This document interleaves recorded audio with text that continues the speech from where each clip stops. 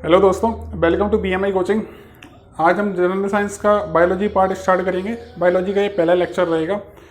इससे पहले हमने इस पे एक लेक्चर और अपलोड किया था जिसमें मैं बायोलॉजी का जस्ट इंट्रोडक्शन दिया था कि बायोलॉजी का मीनिंग क्या होता है, उसको पढ़ना किस अकॉर्डिंग है, बायोलॉजी के अंदर क्या क्या कंटेंट है, किस तरह से हम अपना सिलेबस आगे बढ़ाएंगे, वो सारी जानकारी उस लेक्चर में थी। बायोलॉजी का बेसिक मीनिंग, जनक मनक, ये सारे नाम वगैरह, कुछ स्टैटिक क्वेश्चन वगैरह बायोलॉजी पे, वो हमने उसमें डिस्कस किए थे। आज का हमारा जो टॉपिक है वो टॉपिक है सेल कोशिका। बायोलॉजी का सबसे पहला टॉपिक है। तो सबसे पहले हमें सीखना है सेल पे जो स्टैटिक क्वेश्चन क्या क्या आ सकते हैं, किस टाइप से क्वेश्चन बनते हैं। साथ के साथ देखो, हम यहाँ पे थ्योरी के साथ में जो प्रीवियस ईयर में आए हुए क्वेश्चन वगैरह हैं वो भी साथ साथ डिस्कस कर सकते हैं। तो सेल जो वर्ड है ये ग्रीक लैंग्वेज का वर्ड है। ग्रीक में एक शब्द होता है सेलुला। सेलुला का मतलब होता है अ स्मॉल रूम या चैम्बर,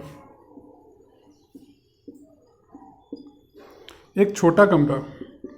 तो हमें पता है हमारे शरीर में जो सबसे छोटी इकाई होती है वो होती है कोशिका। तो उसके आधार पर उसको बोला जाता है स्मॉल रूम। कोशिका को जीवित प्राणियों की सबसे छोटी इकाई बोला जाता है। ये तो हो गया इसका मीनिंग। 1665 में 1665 में एक साइंटिस्ट थे रॉबर्ट हुक।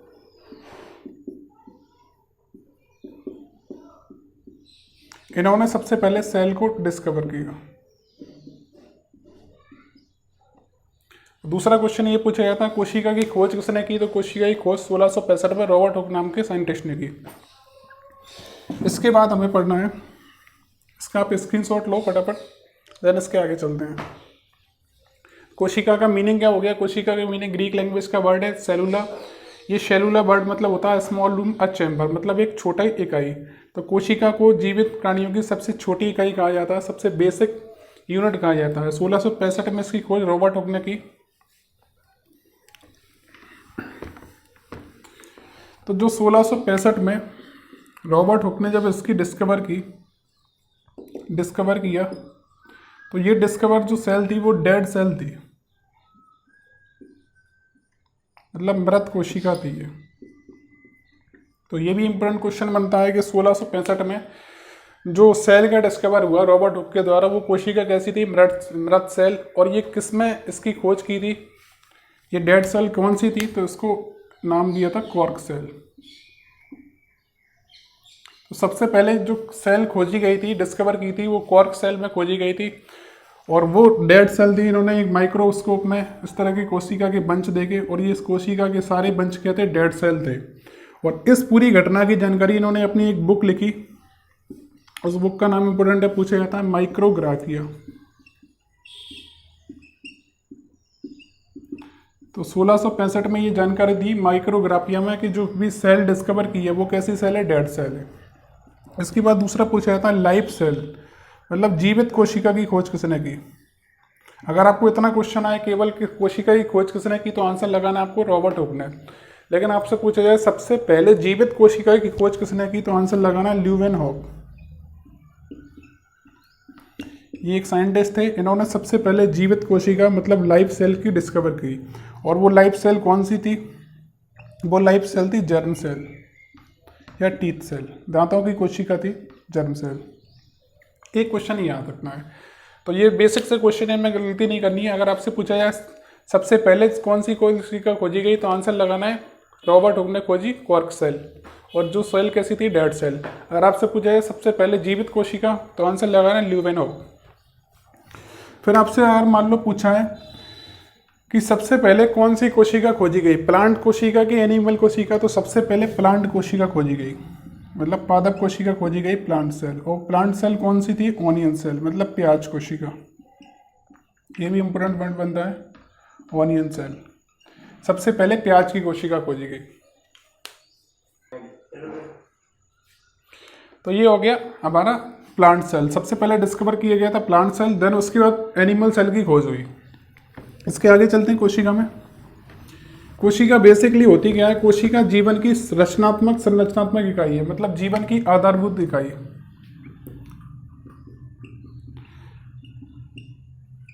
या बुनियादी इकाई, ये सारे एग्जाम में टर्म आए हुए हैं। यानी fundamental of life, basic unit of life. कोशी सेल को बोलते हैं बेसिक यूनिट ऑफ लाइफ।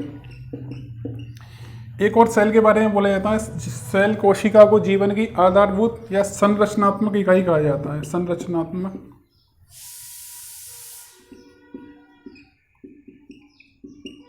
या एक शब्द और आता है यहाँ पे क्रियात्मक। संरचनात्मक या क्रियात्मक इकाई कहा जाता है, मतलब बिल्कुल जीवन की शुरुआत बेसिकली कहाँ से माना जाता है, सेल से। यानी structural and functional unit of life.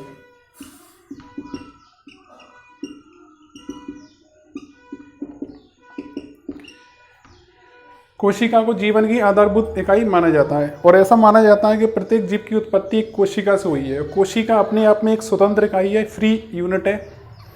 दूसरा, कोशिका का जो निर्माण है वो स्वजनन की क्षमता है, मतलब कोशिका का निर्माण अपने आप होता है। यानी इसमें क्या होता है, सेल्फ रिप्रोडक्शन होता है।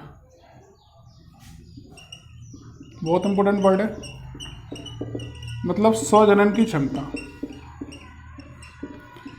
यानी एक कोशिका दूसरी कोशिका को अपने आप बनाती है, उस चीज़ को बोला जाता है सेल्फ प्रोडक्शन। मतलब कोशिका का जो जन्म होता है अपने आप खुद के द्वारा स्वतंत्र होता है, उसको बोलते हैं सेल्फ रिप्रोडक्शन। तो 2-3 महत्वपूर्ण जानकारी, एक तो बेसिक यूनिट ऑफ लाइफ बोला जाता है, जीवन की बुनियादी इकाई बोला जाता है, क्रियात्मक संरचनात्मक इकाई बोला जाता है, स्ट्रक्चरल एंड फंक्शनल यूनिट। दूसरा है हमारा सेल्फ रिप्रोडक्शन। इसके बाद कुछ कोशिका से क्वेश्चन आते हैं स्टैटिक से, कि आपको मान लो पूछा है सबसे छोटी कोशिका कौन सी है। सबसे छोटी कोशिका है माइकोप्लाज्मा।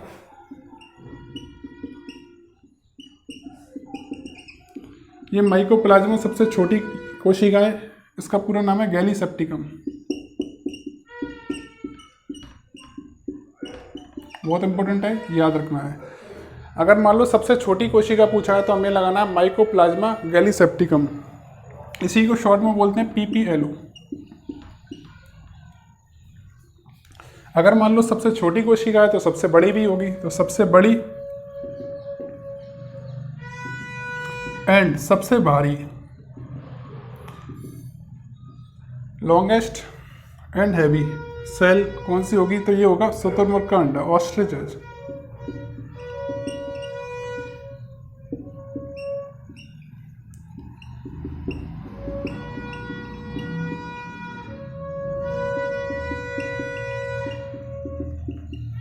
शुतुरमुर्ग का अंडा, ऑस्ट्रिच एग।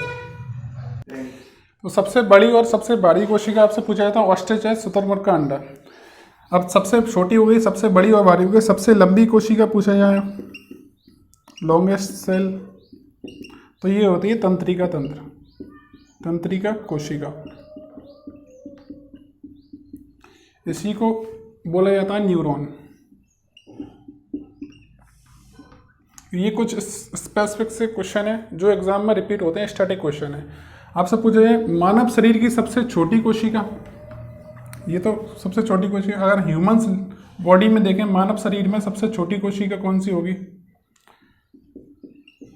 तो हमें आंसर लगाना है RBC, रेड ब्लड सेल। ये आगे पढ़ेंगे, जब हम ब्लड का टॉपिक पढ़ेंगे तब उसको बहुत डिटेल में डिस्कस करेंगे। अभी तो बस आपको याद रखना है RBC। ठीक, ये तो होगी कुछ सेल के बारे में बेसिक सी जानकारी, कोशिका होती क्या है। इसके बाद 2 साइंटिस्ट आए हमारे 1838 to 39 में। 2 साइंटिस्ट आए, स्लाइडेन एंड शॉन। इन दोनों ने मिलके सेल थ्योरी दी। इन दोनों ने क्या प्रोड्यूस किया, सेल थ्योरी।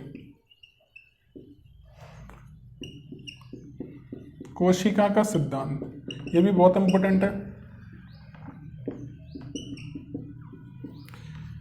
देखो यहाँ पे सन में थोड़ा सा कंफ्यूजन है। 1838 में स्लाइडेन ने क्या किया था, स्लाइडेन ने जो कोशिका सिद्धांत स्लाइडेन ने दिया था, ये वनस्पति के लिए, मतलब प्लांट्स के लिए। और जो शॉन साइंटिस्ट थे, इन्होंने दिया था एनिमल के लिए। बाद में इसको कंबाइंड कर दिया गया 1838 में। तो अगर आपसे पूछा जाए और जैसे हमने पहले भी डिस्कस किया था कि सबसे पहले कौन सी कोशिका खोजी गई थी, प्लांट्स कोशिका। तो सबसे पहले प्लांट्स कोशिका खोजी गई थी, उसी के आधार पर प्लांट्स कोशिका का सिद्धांत पहले खोजा गया 1838 में। देन 1839 में स्वयं ने एनिमल पर डिस्कवर किया। तो कोशिका का सिद्धांत किसने दिया, तो आंसर लगाना है स्लाइडेन एंड स्वयं।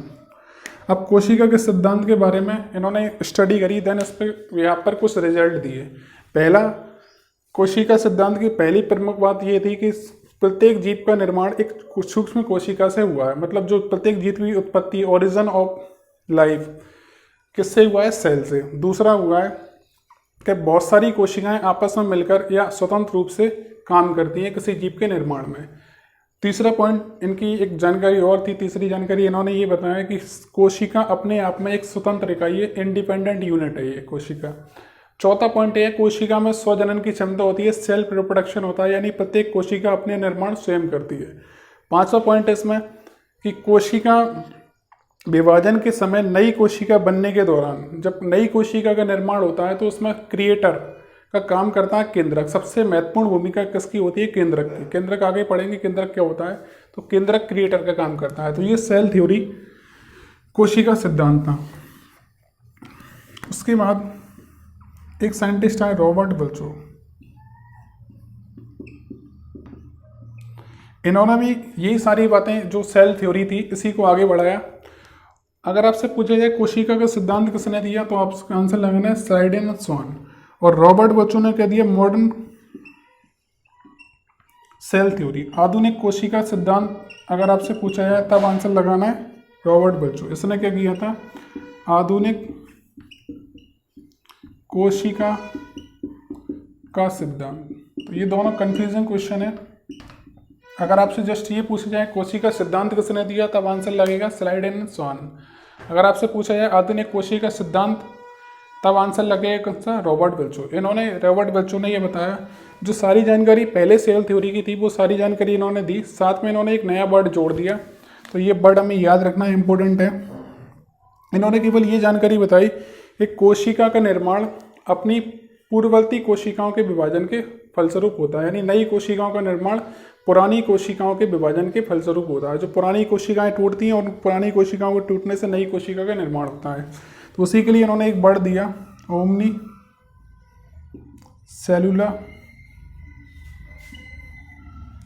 ई सेलुला।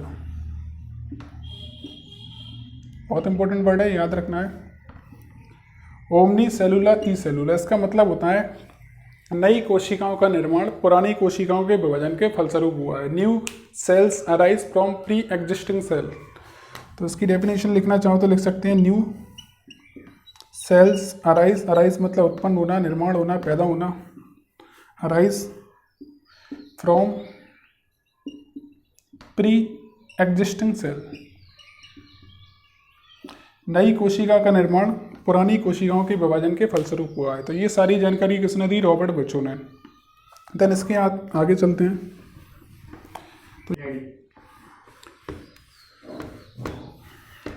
तो ये हमारा बेसिकली सेल के बारे में छोटा सा इंट्रोडक्शन था। सेल की डेफिनेशन क्या है, सेल का मतलब क्या होता है, सेल की जो थ्योरी थी उसके बारे में हमने डिस्कस किया। दूसरा हमारा जो टॉपिक रहेगा वो टॉपिक रहेगा पार्ट्स ऑफ सेल, कोशिका के अंग। कोशिका के कौन कौन से अंग होते हैं।